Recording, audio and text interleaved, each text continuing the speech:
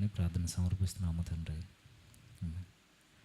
దేవుని పిల్లైన మీ అందరికీ క్రీస్తునామంలో ఉన్న శుభములు.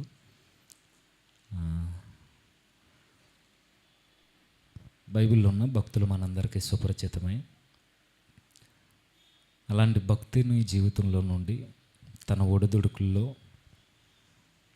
ఎలా లోకంలో కలిసిపోయాడో ఈరోజు ఒక వ్యక్తి కొరకు కొన్ని విషయాలు మనం ఆలోచన చేద్దాం. అయితే మనందరికీ తెలిసిన వ్యక్తి అయినప్పటికీ ఆయన కోసం తెలియాల్సిన విషయాలు చాలా ఉన్నాయి. ఆయన ఎవరో కాదు, క్రైస్తవ ప్రపంచానికి చాలా సుపరిచితుడు. ఆయన పేరు మనకు తెలుసు, ఆయన బ్రతుకు విధానం మనకు తెలుసు. అయినప్పటికీ సుమారుగా ఆయన చచ్చిపోయి 2000 సంవత్సరాలు గతిస్తున్నా నేటికి ఆయన ఆత్మ మన మధ్య సంచరిస్తుంది. ఎలానో మీకు అర్థమవుద్ది. ఆయన దేహం భూమిలో పాతి పెట్టబడింది, కానీ ఆయన కళ్ళు భూమిలో కలిసిపోయే, కానీ ఆత్మరూపిగా అనగా ఆయన బ్రతుకు విధానం నేటికి సంఘాలలో అలా స్పష్టంగా కనబడుద్ది. ఆలోచన చేస్తే కాలం గతించిపోయినా, దేహం మట్టిలో కలిసిపోయినా, ఆయన్ని ప్రేరేపించిన ఆత్మ, ఆయనలో నివసించిన ఆత్మ నేటికి సంఘంలో బ్రతికే ఉంది. ఆయన ఎవరో కాదు, మనందరికీ తెలిసిన వ్యక్తి. ఎవరో చెప్పండి. సరే వెళ్దాం. ఆయన కొరకు బైబిల్లో పెద్దగా వచనాలు ఏం లేవు, కానీ దేవుని కొరకు దేవుడు ఎన్నుకున్న మనసుతో పోల్చుకుంటే ఈయన కొరకు ఎక్కువే రాయబడింది. అంటే యోధా తప్పిపోయిన తర్వాత ఆ యోధా యొక్క ప్లేస్ను భర్తీ చేసిన వ్యక్తి ఎవరు? యోధా గారి స్థానంలో వచ్చిన వ్యక్తి. అరే, యోధా గారు తప్పిపోయి పోగొట్టుకున్న తర్వాత అపోస్తులు పెట్టిన కొలమానాలకి కరెక్ట్గా సెట్ అయిన వ్యక్తి ఎవరు చెప్పండి. నేను ఏమన్నా మిమ్మల్ని ఏమనుకొని చెప్పండి అమ్మా, మీకు దండం పెడతాను. చెప్పండి. చదువుతున్నారా బైబిల్? ఈరోజు మన కొరకు మాట్లాడడానికి ఆ వ్యక్తి కొరకు చెప్పడానికి ఇష్టపడుతున్నా. ఎందుకనంటే ఈరోజు క్రైస్తవ సంఘాలకి ఒక రోగం వచ్చింది. మేము మంచి సహవాసంలోనే ఉన్నాం, మంచి వ్యక్తులతో తిరుగుతున్నాం, మంచి వాక్యాన్ని, సత్యవాక్యాన్ని వింటున్నాం, కాబట్టి మేము ఎత్తబడిపోతాం అనుకుంటే, ఈరోజు మనకన్నా మంచి వ్యక్తులతో తిరిగిన వ్యక్తి దిక్కు దివానం లేక ఏమైపోయాడో తెలియని పరిస్థితిలోకి వచ్చింది. మనకన్నా, మన బోధకుల కన్నా ఒక మంచి బోధకుడితో సహకారంగా ఉన్న ఒక వ్యక్తి దేవుని కొరకు మాట్లాడిన ఈ జీవితం ఏమైపోయింది? ఎప్పటికీ చరిత్రకారులకు కూడా అంతు చిక్కని విషయంగా మారిపోయిన చరిత్ర బైబిల్లో ఉంది. వ్యక్తుల మీద ఆధారపడితే బ్రతుకులు ఏమైపోతాయో, లేదా కేవలం సంఘం బాగుంది, సత్యం చెబుతున్నారు, జ్ఞానం వస్తుంది అనుకుంటే ఎవరి ఆత్మకు వారి బాధ్యులను చెబుతుంది ఆయన జీవితం. ఎవరు అతగాడు చెప్పండి. ఇప్పుడు యోధా గారి ప్లేస్ను భర్తీ చేసిన వ్యక్తి చెప్పండి. బాగానే గొడవలు ఆడతారు కదా, మాట్లాడండి. మీరు మాట్లాడితేనే ముందుకు వెళ్తాను. ఉన్న నోరులు రావట్లేదే.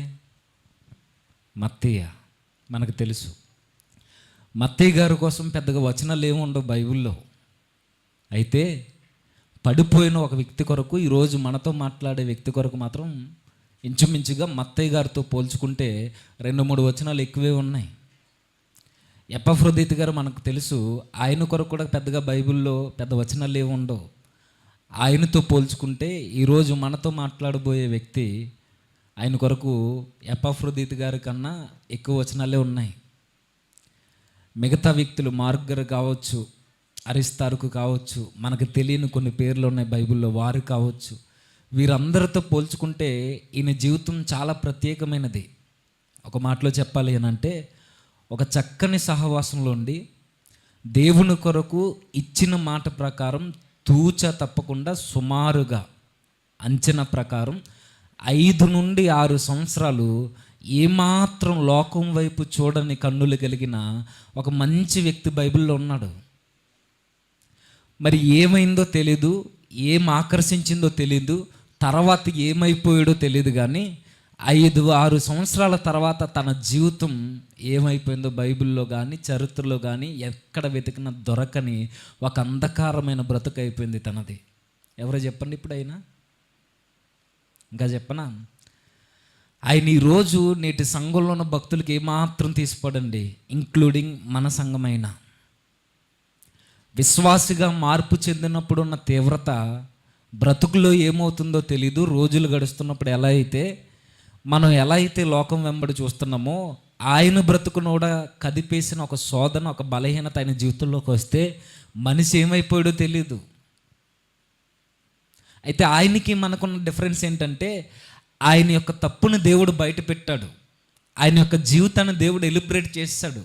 అయితే దేవుడు మన జీవితాన్ని ఇంకా అలానే దాచిపెడుతున్నాడు. కారణం ఏమై ఉంటుందో తెలియదు, కానీ ఆయనలా ఒకవేళ మన బ్రతుకులు కూడా అయిపోకుండా ఉండాలి అని అంటే ఈరోజు చాలా జాగ్రత్తగా వినండి. ఆయన ఎవరో కాదు, ఆయన పేరుకి అర్థం ప్రజల అధికారి లేదా ప్రకృతి దేవత. ఆయన పేరు దేమ. తెలుసు మనందరికీ దేమ అంటే. అయితే ఆయన బ్రతుకు కోసం ఏమీ తెలియదంటే ఏమీ తెలీదు. నిజానికి మనతో పోల్చుకోవడానికి కూడా మన బ్రతుకులు ఏం సరిపోవు ఆయన జీవితం ముందు. ఎందుకు అనంటే ఆయన కోసం ఆయన ఏ ప్రాంతం వాడో, ఎక్కడ పుట్టాడో, ఎలా మారాడో, ఏం చేసేవాడో ఏ ఇన్ఫర్మేషన్ లేదు. కానీ ఒకటైతే చెప్పగలను, ప్రభువుని నమ్మిన తర్వాత, క్రీస్తులోనికి వచ్చిన తర్వాత, మారు మనసు తర్వాత దేవుని కొరకు ఇచ్చిన మాట ప్రకారం వెనక్కి తిరిగి చూడకుండా బ్రతికిన జీవితం దేమాగారిది. చాలా మంచి వ్యక్తి, చాలా నిష్ట కలిగిన వాడు, మంచి సహవాసాలు కలిగిన వాడు. ఈయన సహవాసం సామాన్యమైన వ్యక్తులతో కాదు, ఒక మార్కు లాంటి యవనస్తుడితో, ఒక వైద్యుడైనా, చరిత్రకారుడైనా, ఒక ఫిలాసఫర్ అయిన లూకా గారితో, వీరందరిని మించిన జ్ఞానవంతుడు, పరిశుద్ధుడు పౌలు గారితో, ఇలాంటి వ్యక్తులతో సహవాసంలో ఉన్న ఈ దేమ మరి ఏమైందో తెలీదు. వెళ్ళే కొలది మనకు అర్థమవుద్ది. లూకా గారు, మార్కు గారు, అరిస్తార్కు గారు, ఇంకా చాలామంది ఉన్నారు. పౌలు గారితో దేవుని పనిలో సహకారిగా, సహస్వార్థికుడిగా, స్నేహితుడిగా ఉన్న ఈయన జీవితం మనకు కనబడుతుంటుంది. ఒకసారి చూడండి, ఫిలోమోను పత్రిక 23వ వచనం. ఫిలోమోను పత్రిక ఎన్ని అధ్యాయాలని అడగండి, ఎన్ని ఉంటాయి? ఒకటే. ఫిలోమోను పత్రిక 23వ వచనం. క్రీస్తు యేసునందు నా తోటి ఖైదీ అయిన ఎపఫ్రా, నా జత పని వారైన మార్కు, అరిస్తార్కు, దేమా, లూకా వందనములు చెప్పుచున్నారు. ఈ పత్రిక పౌలు గారు రాస్తున్నది ఎక్కడి నుండి అని అంటే రోమా చెరసాలలో ఆయన మొట్టమొదటిగా ఖైదీ అయినప్పుడు. చాలా జాగ్రత్తగా, పౌలు గారి 2వ సువార్త ప్రయాణంలో మొట్టమొదటిసారిగా రోమాలో ఆయన ఖైదీగా ఉన్నప్పుడు ఈ పత్రిక రాస్తున్నాడు. అలానే కొలసీలకు రాసిన పత్రిక చివరి అధ్యాయం చివరి మాటలు ఒకసారి చూడండి. కొలసీలకు రాసిన పత్రిక 4వ అధ్యాయం, ఆయన మాట మనకి 14వ వచనం అనుకుంటా. 14వ వచనం. లూకాను ప్రియుడైన వైద్యుడును దేమాయు మీకు వందనములు చెప్పుచున్నారు. ఈయన కోసం మనకు ఎక్కడ కనబడుతుంది అని అంటే, 1 ఫిలోమోను పత్రిక, 2 ఈ కొలసీ పత్రిక. 3వ దాని దగ్గరికి వెళ్దాం తర్వాత. ఈ 2 వచనాల్లో ఆయన లైఫ్ని ఒకే ఒక్క మాటలో పౌలు గారు ఎలా అంటున్నారు, ఏమని? దేమా చాలా మంచోడు, ఆయన సహవాసాలు చాలా బాగున్నాయి, ఆయన నోరు తెరిస్తే ప్రభు కొరకే నిలబడతాడు, ప్రభు కొరకే మాట్లాడతాడు. నిజమా అంటే మీరు చరిత్ర తిరగేయండి. దేమా గారు ఆయన ఎప్పుడు పౌలు గారిని విడిచి వెళ్ళిపోయాడు అని అంటే 3వ సువార్త ప్రయాణంలో 2వసారి పౌలు గారు చెరకు వెళ్ళినప్పుడు ఈయన దేమా పౌలు గారిని విడిచి వెళ్ళిపోయాడు. ఎప్పుడు చెరలో ఉన్నాడు ఈయన? 2వ ప్రయాణంలో మొదటిసారి రోమా చెరసాల్లో ఉన్నప్పుడు ఈయన కూడా తోటి ఖైదీగా ఈయన కూడా బంధింపబడ్డాడు. ఈ వచనాన్ని జస్ట్ మీరు ఆలోచించండి, మనకు అర్థమవుతుంది. పౌలు గారు ఎవరితో పడితే వారితో సహవాసం చేసే వ్యక్తా? కాదు. లూకా గారు ఎవరితో పడితే వారితో తిరిగే వ్యక్తా? కాదు.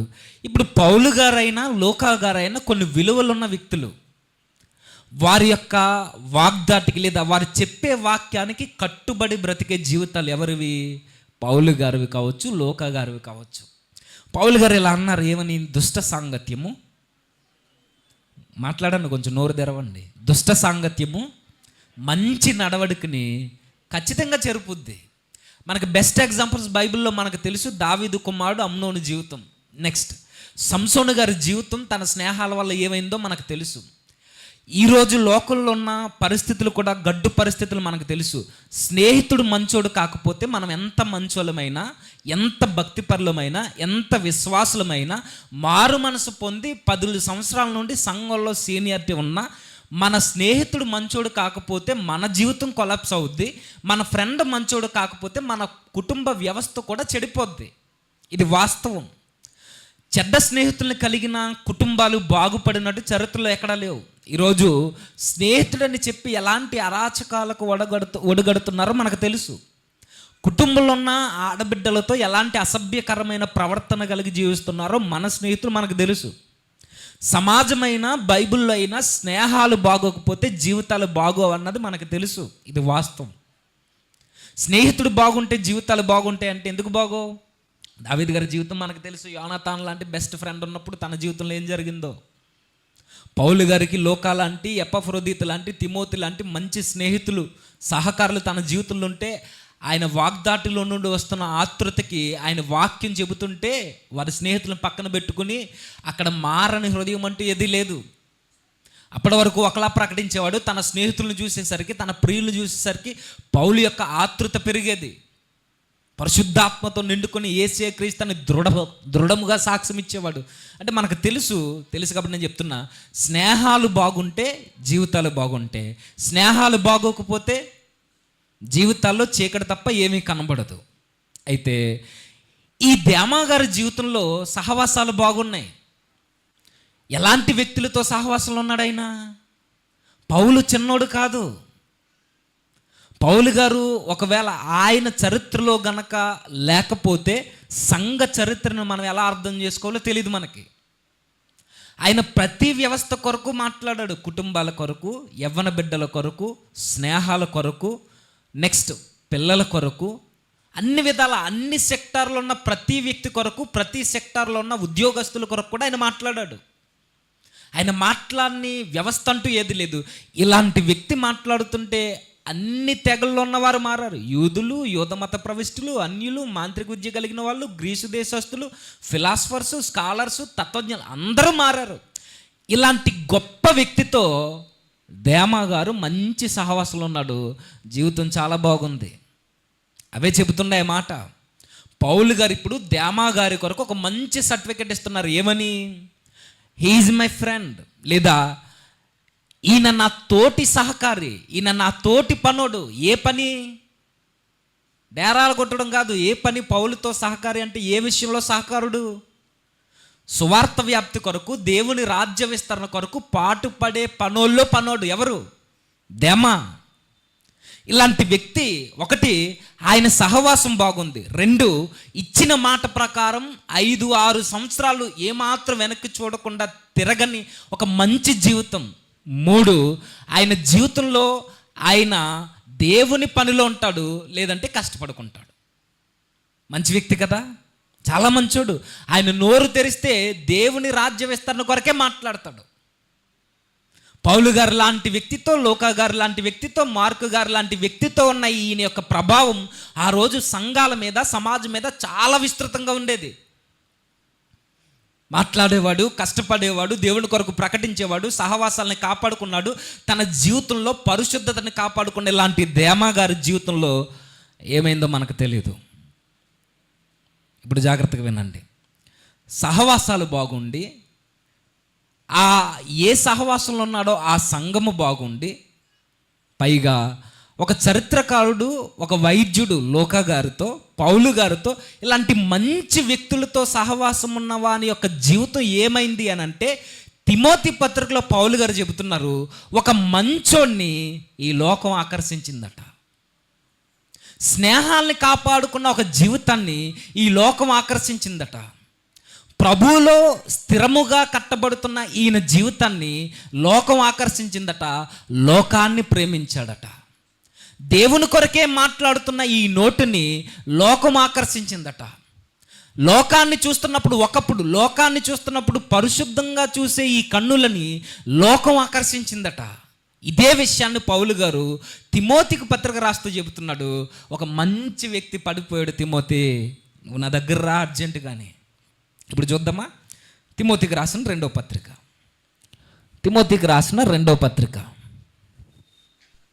4వ అధ్యాయం. తిమోతికి రాసిన 2వ పత్రిక 4వ అధ్యాయం 9వ వచనం. నా యొద్దకు త్వరగా వచ్చుటకు ప్రయత్నము చేయము, దేమా ఇహలోకమును స్నేహించి నన్ను విడిచి దెస్సలోనికకు వెళ్ళెను. మనకు తెలుసు సందర్భం. పౌలు గారు రోమా చెరసాలలో బందీ అయిపోయి జైల్లో ఉన్నప్పుడు తన మరణం ఇక రేపో మాపో జరుగుద్ది డిక్లేర్ అయిపోయింది. ఎప్పుడు చంపేస్తాడో పౌలు గారికి అర్థమైపోయింది. ఇదే విషయం దేమాకు కూడా అర్థమైంది. మరి ఏమైందో తెలియదు, ఎందుకు దేవుడు రాయించలేదో తెలియదు. లోకం తను ఆకర్షించేసరికి ప్రేమించాడట. మీరు అబ్జర్వ్ చేయండి, సహవాసాలు బాగున్నవాడిని లోకం ఆకర్షిస్తే పడిపోతాడంటే బెస్ట్ ఎగ్జాంపుల్ దేమా. దేవుని కొరకు మాట్లాడుతున్న జీవితం కలిగిన ఒక భక్తిపరుని కూడా లోకం లాగేస్తుందా అంటే బెస్ట్ ఎగ్జాంపుల్ దేమా. దేవుని కొరకు అలు పెరగకుండా పరుగెడుతున్న పౌలు లాంటి వ్యక్తులతో ఉండి ఈయన కూడా దేవుని కొరకు మాట్లాడుతున్న ఇలాంటి పరిశుద్ధమైన జీవితాన్ని గడిస్తున్న ఇలాంటి చక్కని వ్యక్తులు కూడా లోకం లాగేస్తుందా అంటే బెస్ట్ ఎగ్జాంపుల్ దేమా. ఇప్పుడు మరలా స్నేహాలు బాగున్నవాడు, జీవితం బాగున్నవాడు, దేవుని కొరకు నిలబడిన వాడినే లోకం లాగేస్తే ఈరోజు మన స్నేహాలు బాగోవు. ఈరోజు దేవుని కొరకు మనం మాట్లాడం, కనీసం బైబిల్ చదవం. ఈరోజు మన సహవాసాలు బాగోలేదు, దేవుని కొరకు మన జీవితాలు బాగోలేదు. లోకం అంటే దేమా గారి బ్రతుకేంటో ఈరోజు మనకు అర్థమైంది. మన బ్రతుకేంటో మనకే తెలుసు. దేమా గారి బ్రతుకేంటో దేవుడు బయట పెట్టేశాడు. ఈరోజు మన బ్రతుకుని ఇంకా దేవుడు అలా కాపాడుతున్నాడు అని అంటే ఈరోజు ఆయన కృపని ఎంత దుర్వినియోగపరుస్తున్నామో ఇక్కడ అర్థం కావాలి మనకి. స్నేహం బాగున్నవాడి జీవితమే దిక్కులేదు, లోకం సహవాసాలు బాగోవు. ఏమాత్రం దేవుని కొరకు నిలబడతామని అంత ధైర్యం మనకి? దేవుని కొరకు మాట్లాడిన వాడి జీవితమే ఏమైపోయిందో తెలియదు. బైబిల్లో 5 నుండి 6 సంవత్సరాలు నిష్టగా స్థిరంగా లోకాన్ని ప్రేమించి వెళ్ళిపోయాడట. నాకు అనిపిస్తుంటుంది, అసలు ఎందుకు మనిషి పడిపోతాడు? లోకం ఆకర్షించినప్పుడు ఎందుకు తలగుతాడు మనిషి అని అంటే ఒకటైతే కారణం నేను చెప్పగలను. ప్రభు చెప్పినట్టుగా ఏమని, సరి అయిన బలమైన ఏరు తన పునాదిలో లేదు. మత్తయి సువార్త 13వ అధ్యాయం ఒకసారి ఆ వచనం ఎక్కడ ఉంది చూడండి. 13వ అధ్యాయం మత్తయి సువార్త 13వ అధ్యాయం 20వ వచనం. రాతి నేలను విత్తబడిన వాడు వాక్యము విని వెంటనే సంతోషముతో దాన్ని అంగీకరించేవాడు, అయితే అతనిలో వేరు లేనందున, ఈ మాటకి స్పష్టంగా మనం ఆలోచన చేస్తే దేమా కనబడతాడు. అతనిలో వేరు లేనందున, బలమైన వేరు లేనందున అతడు కొంతకాలం, నిజమే దేమా గారు 5 నుండి 6 సంవత్సరాలు నిలబడ్డాడు. కానీ వేరు బలంగా లేనప్పుడు స్థిరంగా నిలబడతాడనంటే గట్టి గాలేసింది అనుకోండి, ఇరుగుపోద్ది చెట్టు. ఈ మొలక చెట్లకి, నిద్ర గన్నేరు చెట్లకి దారంటే వెళ్తున్నప్పుడు కొన్ని చెట్లు ఉంటాయి పక్కన. ఈ చెట్లకి బలమైన వేర్లు ఉండవు, వృక్షం మాత్రం బాగా ఎదుగుద్ది. బలమైన వేరు లేకపోతే అది గట్టి గాలేస్తే నిలబడుద్దా? పైకి ఎంత ఎదుగుతున్నామో లోనకు కూడా అంతే బలంగా పాతుకుపోతే అప్పుడు స్థిరంగా నిలబడుద్ది చెట్టు. ఇది వాస్తవం. అయితే విశ్వాస జీవితం కూడా స్థిరముగా నిలకడగా ఉండాలి అని అంటే రాతి నేల మీద పడినట్టు పరిచర్య విస్తారంగా చేసి పునాది బలంగా లేదనుకోండి, బ్రతుకులు ఆవిరైపోతాయి అనడానికి ఇదిగో దేమా జీవితమే మన కళ్ళ ముందు కదలాడుతుంది. దేమా గారి జీవితం ఎందుకు తన మారు మనసును త్వరగా విడిచిపెట్టాడు అని అంటే, అతనిలో వేరు లేనందున అతడు కొంతకాలం నిల్చును. కానీ వాక్యము నిమిత్తం శ్రమ వచ్చింది దేమాకి, వాక్యము నిమిత్తము హింస వచ్చింది. ఈ ఎప్పుడైతే కలిగాయో దేమా దెస్సలోనికకు వెళ్ళిపోయాడట. నిజంగా శ్రమలు బట్టి వెళ్ళిపోయాడంటే నేను అనుకుంటున్నాను, శ్రమల్ని బట్టి హింసలను బట్టి తను ఏదో వచ్చుండాలి ప్రభు దగ్గరికి. అది దొరకకపోయేసరికి నాకు ఏం అవసరం లేని వదిలి వెళ్ళిపోయాడట.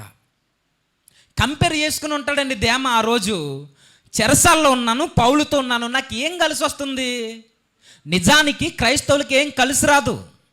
ఏం కలిసి వస్తుంది క్రైస్తవుడికి అంటే, శ్రమలు వస్తాయి, బాధలు వస్తాయి, కన్నీళ్ళు వస్తే ఉంటుంది. రోజు కన్నీళ్ళు దిగమింకుని ఆకలి దప్పులతో చస్తూ బ్రతకాలి. ఇవే క్రైస్తవులు ఉంటాయని ప్రభు ఎప్పుడో చెప్పాడు మనకి. లోకం హింసిస్తుంది, ఉమ్ములేస్తుంది, మిమ్మల్ని కాదంటది, కొడతాది, అప్పుడే మీరు నిజమైన క్రైస్తవులు. నేను మిమ్మల్ని లోకంలో నుండి ఏర్పరచుకున్నాను అనడానికి సైన్స్ ఇవన్నీ ఒక కారణాలు, ఇవి మీకు గుర్తులు అని ప్రభువు చెబితే దేమ గారు కంపేర్ చేసుకున్నాడు. 5 సంవత్సరాలు పౌలుతో దేవుని కొరకు నిలబడ్డాను, ఏం కలిసి వచ్చింది? ఏమీ రాలా. ఉమ్ములేశారు, కొరడా దెబ్బలు కొట్టారు, జైల్లో పడేశారు. ఆయన కొరకు మాట్లాడుతుంటే ఎదుటోళ్ళు నన్ను ఆటంకపరిచేవారు. ఆయన కొరకు నిలబడి చెబుతుంటే నన్ను చీ అనేవారు. నాకు కొరడా దెబ్బలు తగిలాయి, ఆకలి దెబ్బలతో నన్ను ఈయనతో ఉండడం వల్ల. అది చివరికి సైనికుడు కూడా నన్ను కొడుతున్నప్పుడు ఏమీ మాట్లాడలేని పరిస్థితి. నా బ్రతుకేంటి, నా స్థితి ఏంటి, నా గతి ఏంటి, ఈరోజు నా గతి ఏంటి అని ఆలోచించుకున్నాడేమో. పౌలు గారితో ఉంటే ఇంక ఇదే పరిస్థితి, పౌలు గారితో ఉంటే ఇంక ఇవే సంఖ్యలు, పౌలు గారితో ఉంటే ఇంక ఇవే రావాల దెబ్బలు, ఈయనతో ఉంటే సరైన వస్త్రాలు ఉండవు, ఈయనతో ఉంటే తిండి ఉండదు. ఇంకో ఈ ఒక విధంగా పౌలు గారి జైలు ఎలా ఉంటుందో అనే చెప్పారు, మీకు గుర్తుండి ఉండాలి. ఇంత చిత్తడిగా ఉన్న ఈ ప్రదేశాల్లో పురుగులు తిరుగుతున్న ఒక భయంకరమైన జంతువులతో నిండిపోయిన ఈ ప్రాంతంలో ఇలానైనా బ్రతుకు ముగిసిపోద్దేమో అనుకున్నాడో ఏమో. జైల్లో ఉన్నాడు. లోకంలో జరుగుతున్న రోమిల యొక్క కళాకృతులను, రోమిల యొక్క సంస్కృతిని ఒకసారి ఆలోచించుకుంటూ, బయట ఉంటే నా బ్రతుకు వేరే, ఎక్కడుంటే నా స్థితి వేరే. బయట ఉంటే రంగుల లోకం నాకు కనబడుతుంది, అందం నన్ను ఆకర్షిస్తుంది, ధనం నన్ను ఆకర్షిస్తుంది, నాకు ఏ శ్రమలు ఉండవు, ఏ ఇబ్బంది ఉండదు. ఇక్కడుంటే ఇదే బ్రతుకు, కనీసం తినడానికి తిండి ఉండదని ఆలోచించుకున్నాడేమో. శ్రమ వచ్చినప్పుడు, హింస కలిగినప్పుడు వదిలి వెళ్ళిపోయాడట దెస్సలోనికకి. దెస్సలోనికకి ఎందుకు వెళ్ళిపోయాడు? దెస్సలోనిక ఆ టైంలో ఒక విధంగా వాణిజ్యపరంగా, ఆర్థికంగా చాలా డెవలప్డ్ కంట్రీ. దేశం కాదనుకుంటా, పట్టణం చాలా డెవలప్ అయిన సిటీ అది. ఇలాంటి సిటీకి వెళ్ళిపోయాడట. ఎందుకు? అక్కడ అన్నీ అనుకూలంగా ఉంటాయి, ఇబ్బందులు ఉండవు. ఇలాంటి ప్రాంతానికి వెళ్ళిపోయాడట. నాకు అనిపిస్తుంటుంది మరలా, ఇలాంటి మంచోడిని కూడా లోకం ఆకర్షిస్తే పోతాడని. అంటే ఈరోజు మన జీవితాలే చెబితే సాక్ష్యం. మాట ఇచ్చినప్పుడు బ్రతుకులు వేరు, మాట ఇచ్చిన తర్వాత 4-5 రోజుల తర్వాత జీవితాలు వేరు మనవి. ప్రతి ఏడాది, ప్రతి January 1st ప్రతి క్రిస్మస్కి దేవునికి మాటిస్తాం, ఈ ఏడాది బైబిల్ చదివేస్తాను ప్రభువా, ఈ ఏడాది నేను ఇంకా బూతులు మాట్లాడను, ఈ ఏడాది సినిమాలు చూడను, ఈ ఏడాది సీరియల్ చూడను, ఇక నీ కోసం ఏదో ఒకటి నేను త్యాగం చేస్తానని వాగ్దానం చేస్తాం ప్రమాణపూర్వకంగా. వాగ్దానం చేసినంత సమయం వాగ్దానం కొరకు నిలబడం, మాట ఇచ్చినంత సేపు, ఆ ప్రార్థన చేసినంత గంట మనం దేవుని కొరకు నిలబడం. నిజమే, లోకం దేమానే కాదు అందరినీ ఆకర్షిస్తుంది. కానీ భయంకరమైన వార్త ఏంటంటే, గొప్ప సహవాసంలో ఉన్న వ్యక్తిని, గొప్ప పరిచర్య చేసిన వ్యక్తినే లోకం లాగేస్తే, రోజు మన బ్రతుకులు బాగలేదు, మన సహవాసాలు బాగలేదు, మన కుటుంబాల్లో కనీసం స్థిరమైన రక్షణ అనుభవం కలిగిన వారు లేరు, ఏమీ లేనప్పుడు మనం ఎంత జాగ్రత్తగా ఉండాలి? లాగింది, వెళ్ళిపోయాడట. ఈరోజు సేమ్ దేమా చనిపోయాడేమో, దేమా లాంటి మనస్తత్వాలు కలిగిన వారు సంఘంలో ఇంకా బ్రతికే ఉన్నారు. దేమా వదిలి వెళ్ళిపోయాడేమో, కానీ దేమాని ప్రేరేపించిన ఆ లోకం ఇప్పటికీ మన కళ్ళ ముందు ఉంటే, దేమా అందరికీ తెలిసేలా చెప్పి వెళ్ళిపోయాడు. ఈరోజు ఎవ్వరికీ తెలియకుండా మనం అనుభవిస్తాం. దేవుణ్ణి అనుభూతి చెందడం మనకు తెలియదు, కానీ లోకాన్ని అనుభవించడం మాత్రం బాగా తెలుసు మనకి. దేవుని కొరకు, ఆయన కొరకు హింసల్ని లేదా బాధల్ని భరించడానికి మన వల్ల కాదు. కానీ లోకం వెంబడి పరిగెట్టమంటే ఎవ్వరికి తెలియకుండా ఎన్నైనా చేస్తాం మనం. ఆ రోజు దేమా జీవితంలో అదే కనబడుతుంది. చాలా మంచోడండి, ఆయన కొరకు మాట్లాడుకోగలిగితే. ఆయనకి మనకి ఎన్ని పోలికలు ఉన్నాయి చెప్పండి, మన సహవాసాలు ఏం బాగున్నాయి చెప్పండి. అందుకే అంటున్నా, దేమ సహవాసం బాగున్నా, ఆయన పరిచర్య బాగున్నా, ఆయన సంఘం బాగున్నా, అన్నీ బాగున్నా తన జీవితాన్ని పౌలు కాపాడలేకపోయాడు. తన జీవితాన్ని లోక కట్టలేకపోయాడు. తన జీవితాన్ని, తన రక్షణ అనుభవాన్ని మార్కు కొనసాగించేలా చేయలేకపోయాడు. ఇప్పుడు మరలా అంటున్నా, పౌలు వల్లే లోకం ప్రేమిస్తున్న ఒక వ్యక్తిని పౌలు వల్లే కాలేదు తనని రక్షించడం. ఈరోజు మంచి సంఘంలో ఉన్నాను, జ్ఞాన సంగతులు వినబడుతున్నాయి, జేమ్స్ అన్నయ్య మా పాస్టరు, సురేష్ అన్నయ్య మా బ్రదరు, ఎవడు రక్షిస్తాడు మిమ్మల్ని? అర్థమవుతుంది అనుకుంటా. నేను మంచి సత్యానికి స్తంభమైన ఒక సంఘంలో నేను ఉన్నానంటే సంఘం నిన్ను కాపాడదు. ఎవరి వ్యక్తిగత జీవితాలకి వారే బాధ్యులు. పౌలు గారితో ఉన్న దేమాకి దిక్కులేదు, లోకా గారితో తిరిగిన దేమాకి దిక్కులేదు. ఈరోజు సంఘాల మీద ఈ సంఘంలో ఉంటేనే ఎత్తబడుతుంది అంటే సంఘం ఎత్తబడుతుంది. మరి మనం, మీకు బోధించే స్పీకర్లు ఎత్తబడతారు, మరి మీరు, మరి నేను. ఎవరి ఆత్మకు వారే బాధ్యులు, ఎవరి ఆత్మకు వారే ఉత్తరవాదులు. నా కుటుంబంలో ఒక మంచి పాస్టర్ ఉన్నాడు కాబట్టి నేను కూడా ఎత్తబడతానంటే పాస్టర్ ఎత్తబడతాడు. మరి కుటుంబం, దేవుడు ఎవరి వ్యక్తిగత జీవితాలను వారి ద్వారానే కోరుకుంటాడు. ఆయన వారి వెనకాల ఉన్న వ్యక్తులను బట్టి, వారిని నడిపించే వ్యక్తులను బట్టి, వారు సహవాసం చేస్తున్న వ్యక్తులను బట్టి దేవుడు ఆకర్షించడు, దేవుడు పిలవడు.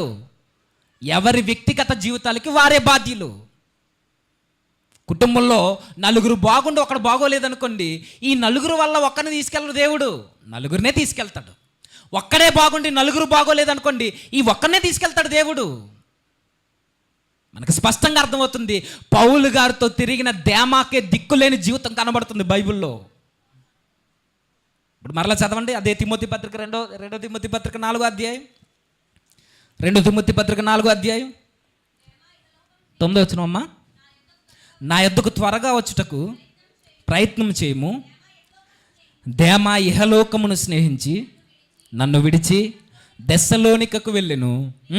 క్రేస్కే గలతీకు తీతు దల్మతీకు వెళ్ళిరి.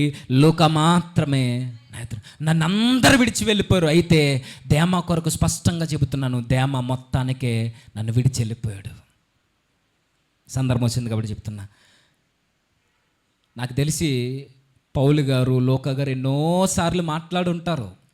మాట్లాడరండి, వదిలేస్తారు, అలా వదలరు. ఏమైంది దేమా, ఎందుకు అలా ఉంటున్నావు? ఏం ఆకర్షిస్తుంది నిన్ను? రక్షణ అనుభవాన్ని కోల్పోతున్నావు, జాగ్రత్త. మరలా లోకాన్ని ప్రేమిస్తున్నావు, నాకు అర్థమవుతుంది. సరి చేసుకొని కొన్ని 10ల సార్లు 100ల సార్లు పౌలు లోక మాట్లాడుంటారు. కానీ తన మనస్సు లోకం పిలుస్తున్నప్పుడు, లోకమే తనను ప్రేరేపిస్తున్నప్పుడు లోకానికి ఆకర్షితుడయ్యాడు. దేవుని ఆకర్షణ కన్నా లోక ఆకర్షణ ఎక్కువైపోయింది. భూమికి ఆకర్షణ ఉన్నట్టు లోకం కూడా ఆకర్షిస్తుంది మన మనసుల్ని. కానీ పరిశుద్ధాత్ముని ఆకర్షణ కన్నా ఆ రోజు దేమాకి లోక ఆకర్షణ ఎక్కువైపోతే పౌలు మాటలు మనసుకు ఎక్కల. లోక ఇస్తున్న ఆ సలహాలు, సూచనలు దేమ మనసుకు ఎక్కల. ఒక విషయం చెప్పనా, అసలు దేమ దేన్ని ప్రేమించి వెళ్ళిపోయి ఉంటాడు తెలుసా? దేమాని ఏం ఆకర్షించుంటుంది తెలుసా? చెప్పలేదు బైబిల్. ఎందుకు చెప్పలేదంటే, దేమ చచ్చిపోయాడు కానీ దేమ లాంటి మనస్తత్వం కలిగిన వారు ఇంకా బ్రతికే ఉన్నారని చెప్పలేదు. కారణం ఏంటో చెప్పనా? అందరికీ ఒకే బలహీనతలు ఉండవు. దేమ మనస్తత్వం నీలో ఉంది అనడానికి గుర్తేంటో చెప్పనా? దేమాకి పౌలు హెచ్చరిస్తున్న దేమ మనసుకు పట్టలేదు. ఈరోజు వాక్యం మనల్ని హెచ్చరిస్తున్న మన మనసుకు పట్టలేదు అనుకోండి, దేమ ఇంకా నీలోనే బ్రతుకున్నాడు. దేమాని ఏం ఆకర్షించిందో ఎందుకు రాయలేదు అని అంటే, ఈరోజు అందరికీ ఒకే బలహీనత. ఒకవేళ దేమాని ధనమే ఆకర్షించింది అనుకోండి, అక్కడికి పులి స్టాప్ పెడుతుంది మన మనస్తత్వం. దేమ ధనాన్ని బట్టి పడిపోడు అంటే మిగిలిన పాపాలు చేసినా ఏం కాదేమో అనే ఒక చిన్న నిర్లక్ష్యం వస్తుంది. అందుకే కాదు. ఒకవేళ ధనం లాంటి మోహం నీకు ఉందనుకోండి, దేమ ఆత్మ నీలోనే బ్రతుకుంది, దేమ ధనానికి పడిపోయాడేమో. అశ్లీలత నీ మనసులో తిష్టేసి కూర్చుందనుకోండి, దేమాని అశ్లీలత వెనక్కి లాగిందేమో. సేమ్ అదే మనస్తత్వం అయి ఉండొచ్చు. దేమాని ఒకవేళ ఈ లోకపు రంగులు లాగుతున్నాయి అనుకోండి, ప్రేమ వ్యవహారాలు, దేమ కూడా ఒకవేళ మనకు తెలియదు కాబట్టి దేవుడు అందుకే రాయించలేదేమో అని నేను అనుకుంటున్నా. ఎందుకు అందరి పాపాలని దావీదు ఏం చేశాడో చెప్పాడు, యోధా ఏం చేశాడో చెప్పాడు, పేతురు ఏం చేశాడో చెప్పాడు, అబ్రహాం ఏం చేశాడో చెప్పాడు, బిలాం ఏం చేశాడో చెప్పాడు. కానీ దేమా ఏం చేశాడో చెప్పలేదు. ఎందుకనంటే దేమా లాంటి వాళ్ళు ప్రతి తరంలోనూ ఉంటారు, మాట ఇచ్చి తప్పిపోయేవారు. దేమా లాంటి వాళ్ళు ప్రతి సంఘంలోనూ ఉంటారు, ప్రతి తరంలోనూ ఉంటారు, ప్రతి యుగంలోనూ వారు కనబడతారు. దేమాల మాట ఇచ్చి తప్పిపోయారు. కాకపోతే దేమాకి ఏ బలహీనత ఉందో ఎందుకు చెప్పలేదు అని అంటే, నీ బలహీనతను దాస్తున్న దేవుడు అందరికీ ఏ బలహీనతలు ఉంటాయి ఎరిగిన. క్రైస్తవ్యంలో సంఘాన్ని వదిలి వెళ్ళిపోతున్నాం అనుకుంటాం, సహోదరులను వదిలి వెళ్ళిపోతున్నాం అనుకుంటాం, పాస్టర్లను వదిలి కాదు, ప్రభువుని వదిలి వెళ్ళిపోతాం. మా బ్రతుకు ఏమైందో తెలియలేదు, రాయలేదు బైబిల్లో, చరిత్రలో కూడా లేదు. లోకాన్ని ప్రేమించి వెళ్ళిపోయాడు. మూలలో ఎలా ఉంది, లోకాన్ని స్నేహించి కాదు, ప్రేమించి వెళ్ళిపోయాడు. ప్రేమించి మూలం అదే చెబుతుంది. దేమా ఇహలోకాన్ని ప్రేమించి వెళ్ళిపోయాడట. ఆకర్షించింది తనని. ఏమైపోయాడో తెలీదు. నిజంగానే చెప్తున్నానండి, దేవుడు లేని బ్రతుకులు, మారు మనసు పొందిన తర్వాత కొంతకాలం వేగంగా పరిగెట్టి మధ్యలో వదిలేసి దేవునికి దూరంగా పరిగెడితే జీవితాలు ఏమైపోతాయో తెలీదు. మంచి ఉదాహరణ దేమా. ఒక మంచోడండి, దేవుని కొరకు మాట్లాడినాడు, 5-6 సంవత్సరాలు దేవుని కొరకు ప్రకటించినాడు. దేవుడు దేవుడు దేవుడు అంటూ మంచి సహవాసంలో తిరిగినాడు. జీవితం లోకం ఆకర్షిస్తే ప్రభుని వదిలి వెళ్ళిపోతే ఏమైపోయాడో తెలియదు. ఈరోజు మన బ్రతుకులు ఎంత చెప్పండి ప్రభు దగ్గర. సంఘాల మీద కోపం పెంచడం, దైవజనుల మీద కోపం పెంచడం, వాక్యం మీద కోపం పెంచడం, ఎవరైతే దేవుని కొరకు నిలబడుతున్నారో ఆ సహవాసంలో ఉన్న వ్యక్తులు కోల్పోవడం, ఏం కలిసి వచ్చింది, ఏమైపోతాడో తెలీదు. అడ్రస్ లేకుండా పోయాడు దేమా. మన బ్రతుకులు కూడా అలా కాకూడదు. కానీ ఇప్పటికీ దేవుడు మనల్ని ప్రేమిస్తున్నాడు అని గుర్తుండే చెప్పన, దేమా ప్రభును వదిలి వెళ్ళిపోవడం తప్పైనా దానికన్నా భయంకరమైనది మరలా ప్రభు వైపు చూడకపోవడం, మరలా ప్రభు దగ్గర కాకపోవడమే. యోధా చేసిన తప్పే దేమా చేశాడు. పేతుర్ల వెనక్కి తిరిగి చూడలేకపోయాడు. ఈరోజు అదే దేవుడు అలానే నిలబడి ఈరోజు మనల్ని పిలుస్తాడంటే, దేమా ఒకవేళ దెస్సలోనికకు వెళ్ళిపోయి తప్పైపోయింది ప్రభువా, నేను పౌలుని కాదు విడిచి వెళ్ళిపోయింది నిన్నే అనుకుని వెనక్కి తిరిగి చూస్తే దేమాను హక్కుని చేర్చుకునేవాడు. కానీ దేమా వెన్ను చూపించాడు.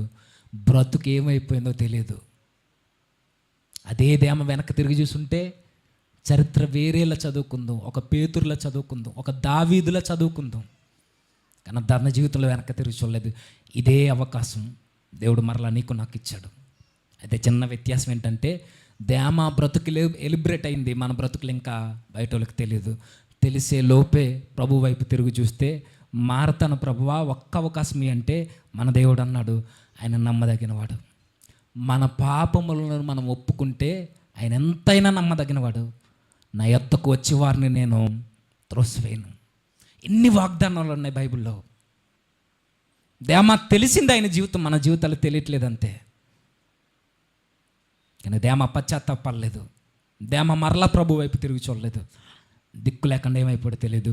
మనం ప్రభు వైపు చూస్తే మరలా మనల్ని దావీదుని చేర్చుకున్నట్టు మనల్ని చేర్చుకుంటాడు. ఆయన అన్నాడు డైరెక్ట్గా, నా యొద్దకు వచ్చే వారిని నేను త్రోసివేయను. మన పాపాలని మనం ఒప్పుకుంటే ఆయన నమ్మదగిన దేవుడు, ఖచ్చితంగా క్షమిస్తానన్నాడు. యెషయా గ్రంథంలో ఎలా అంటాడు కదా, మీ పాపంలో ఎంత ఎర్రనివైనా కెంపు వలె ఉన్నా నా దగ్గర రండి, మనం మాట్లాడుకుని డిస్కషన్ చేసుకుని నువ్వెంత ఘోరమైన స్థితిలో ఉన్నా నీ పాపాలని ఆకాశానికి భూమికి ఎంత దూరం ఉందో అంత దూరాన్ని పడేస్తా అన్నాడు మన దేవుడు. ఒప్పుకుంటే సుమా, తూర్పుకి పడమరకి ఎంత దూరం ఉందో అంత దూరాన్ని పడేస్తానన్నాడు. మరలా జ్ఞాపకం చేసుకుని అన్నాడు. కానీ దేమ ఉపయోగించుకోలేకపోయాడు. 5-6 సంవత్సరాలు బ్రతుకునోడే మంచి సహవాసాలు ఉన్నవాడి జీవితం ఎలా అయిపోతే మన సహవాసాలు బాగాలేదు.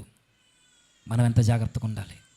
మరొక విషయం, సత్యమైన సంఘంలో ఉన్నంత మాత్రాన దేవుడు మాత్రం తీసుకెళ్ళడం. మనం సత్యవంతంగా, అర్థవంతంగా, పరిశుద్ధంగా బ్రతికితేనే. మా పాస్టర్ గారు గొప్పవారు అని చెప్పుకోండి, కానీ పాస్టర్ గారిని బట్టి మీరు వెళ్ళరు, నేను వెళ్ళను. ఎవరి వ్యక్తిగత జీవితాలకు వారే బాధ్యులు. పౌలు, లోక, మార్కు, అరిస్తార్కు ఇలాంటి వ్యక్తులతో ఉన్న దేమాకు దిక్కులేని జీవితం అయిపోయింది. మనం ఎలాంటి మంచి వ్యక్తులతో సహవాసంలో ఉన్న ఎవరి ఆత్మకు వారే బాధ్యులు. కాబట్టి జాగ్రత్త. దేమా చేసిన తప్పు మనం చేయొద్దు. పశ్చాత్తపడదాం, వద్దాం, పలుమార్లు పడతాం. ఆ రోజు ప్రభు అన్నాడు, ఇటు మారు మనసు అంటే ఒక్కసారి కాదు, జీవితాంతం మారు మనసు పొందుతూనే ఉండాలి. ఇదో ఎవరు ఒప్పుకోకపోయినా జీవితాంతం మనం పాపం లేని వారు మనం చెప్పుకోలేము.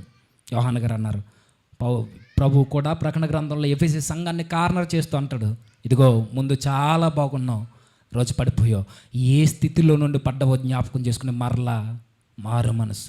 ఇటు మారు మనసు పొందిన తర్వాత కూడా మారు మనసు అంటే బాప్తిస్మం కాదు నేను అనేది, పశ్చాత్తాపంతో ప్రభు దగ్గరికి రావాలి. అప్పుడు బ్రతుకులు బాగుంటాయి. పేతురు వచ్చాడు, జీవితం బాగుంది. దావీదు వచ్చాడు, జీవితం బాగుంది. ఎవరెవరైతే వచ్చారో వారందరి బ్రతుకులు బాగున్నాయి. దేమ రాలేదు, ఏమైపోయాడో తెలియదు చరిత్రలో. అలాంటి బ్రతుకుల్లోకి వెళ్ళొద్దు.